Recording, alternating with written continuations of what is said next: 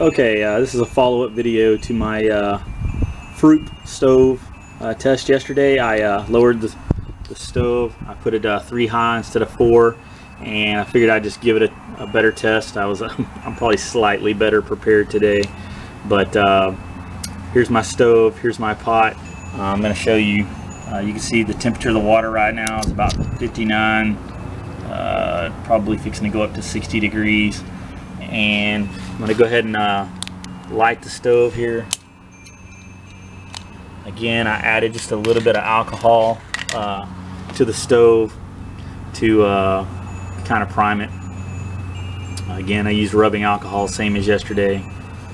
And I'm going to let that kind of get going for just a second here. And then I've got my little windscreen that hopefully will help, because again, it's pretty windy out here. I just did the tarp video, and so still the same day, same stuff. Matter of fact, you can see my tarp right here, still up.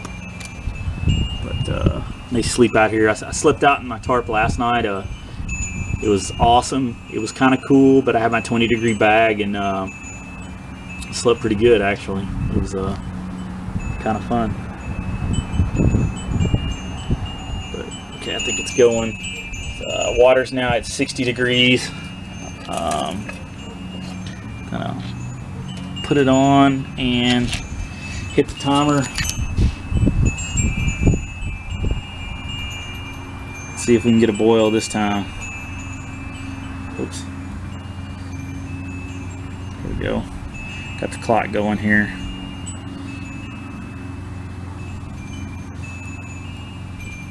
And let's see where she goes. Yeah, last night was a good time. Like I said, I slept out here by myself. My daughter said she wanted to, but then at the last minute she decided she didn't want to. It was probably good she didn't, but now she's begging me to sleep out here again tonight. So I may just not take this down. I may be sleeping out here tonight. Who knows? We'll see. But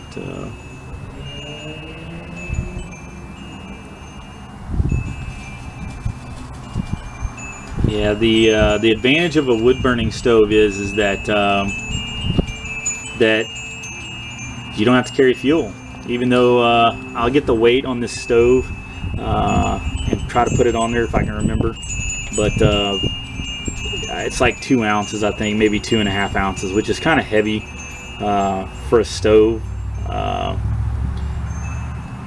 And again, I'll have to verify that number. I could be way off. It could be 4 ounces. I don't really remember, but I'll get the weights and put it on there. But I was just remember thinking it's kind of heavy for a stove in itself, but when you take into account that you're not carrying any fuel for it, that's a big benefit. The downsides obviously are that if it rains, if it's wet, it may be a little harder to get your wood going. You don't have to have alcohol as a primer. You could you could take some kindling and put it in your in a Ziploc or in your pocket or whatever you need to do, and that kindling could consist of anything from dryer lint to some dry kindling that you pick up before you go out there, or paper, or whatever you want to use as a starter for the wood. But for me, it's easiest just to use alcohol. I mean, there's probably lighter methods than that, but one of the other advantages of taking alcohol is you can't burn alcohol in this stove because there's holes in the bottom. You might be able to burn a little, but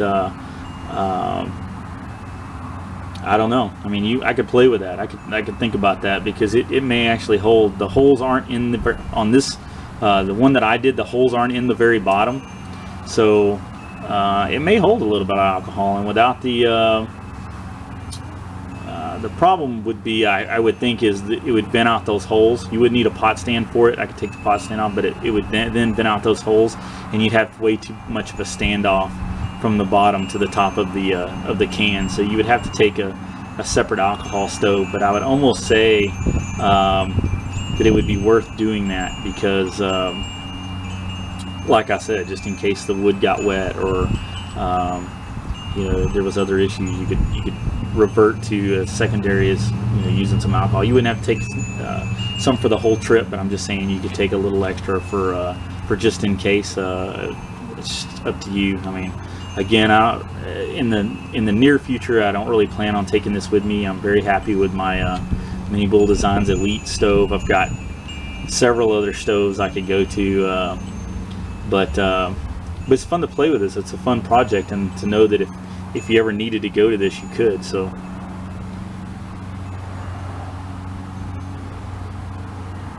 yeah, I don't know why yesterday I was in such a hurry. I should have broke out the thermometer and everything else, but I just didn't. So, well, I'm not going to ramble on this whole time. I'm going to go ahead and I'll stop the video right here, and then I'll restart it. Right now I'm going to go ahead and show you we're at 68 degrees for the water, and it is 4 minutes, so it's going to take a little bit. Still got some heat going, but I'll come back when the temperature is up more. See you in a second. Okay, I'm back with the windscreen on it. Actually, the fire went out. I checked it and it wasn't going at all, so it seems to, at least for the fire wise, it's going much better without the windscreen. So again, this is gonna be one of these things I'm probably going to have to try multiple times, but as you can see now, it's going pretty good. So this thing may actually work better without the windscreen. I don't know. It went completely out just a few seconds ago. I mean, you can see, let me get the timer here. Hasn't been that long. It's 6 minutes and 57 seconds. The water temperature is only at 71, but that's because I just got this thing back going. So the time is obviously going to be skewed. It's not going to be real legitimate, but I'm still going to go ahead and let this thing go and see how long it takes. I'll be back in just a second your time. Alright, well, I'm going to call this one fail. And for a couple of reasons. I'm sure it's probably partly my lack of knowledge of the wood burning stove, since, like I said, I've played with a few. None of them were mine. This is the first one I've ever built that was wood burning. Most of the time I do it on the ground. I make a very small cook fire that I talked about in my previous video. This is one of the first times I've ever actually built or owned a wood burning stove, so I really am not an expert at this, but it's a learning experience. The fire is pretty much, I see a little bit of flame now, but it's almost out. You can see the time is 26 minutes. The temperature, let's take a look. I don't know how well you can see this. Hopefully you can see it pretty well, but oops, it's not letting me push. The hottest it got was 96 degrees in 25 minutes. That's the hottest it got. It's still at about 95, which is nowhere near hot enough.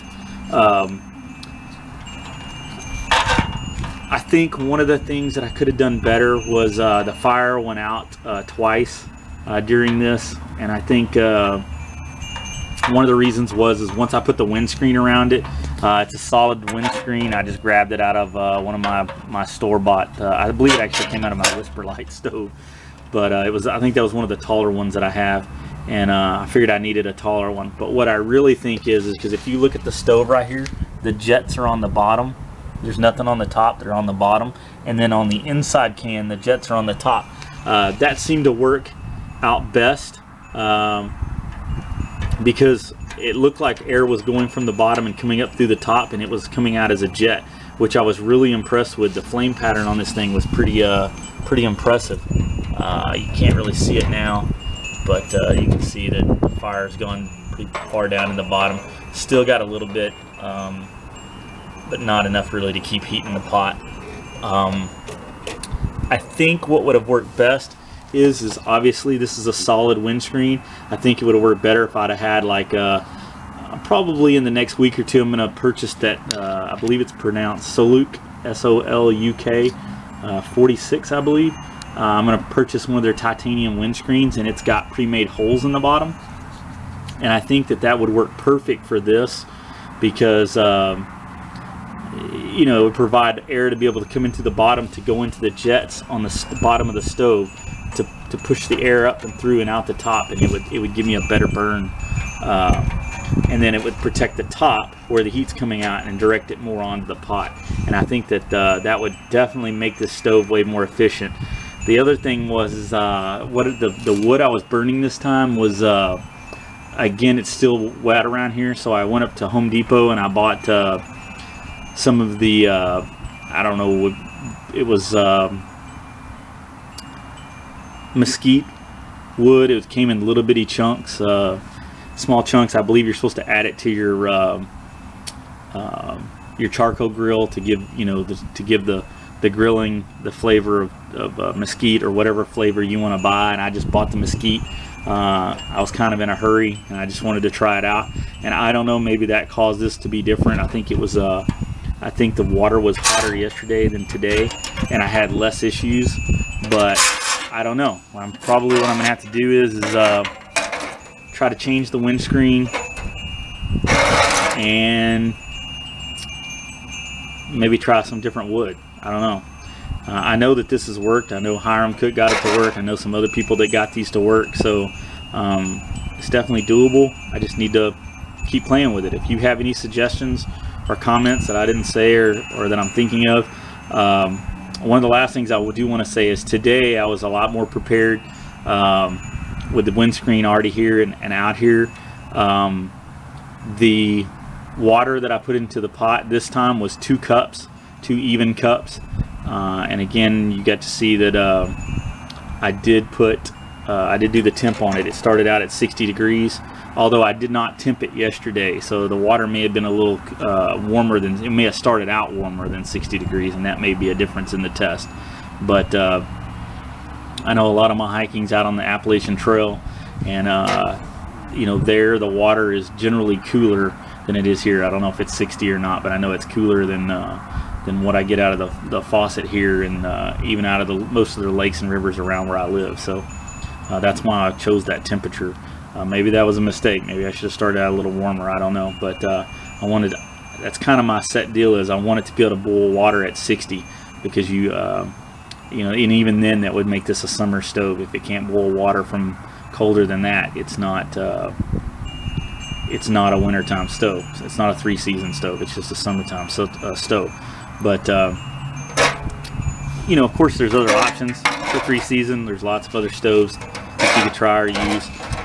Again, you can use cook fires, but even those take tweaking, and you know, you actually practicing that and using that before you trust it on the trail, because you get, you know, being out on the trail is not when you want to find out that that what you think looks cool or would work cool doesn't work.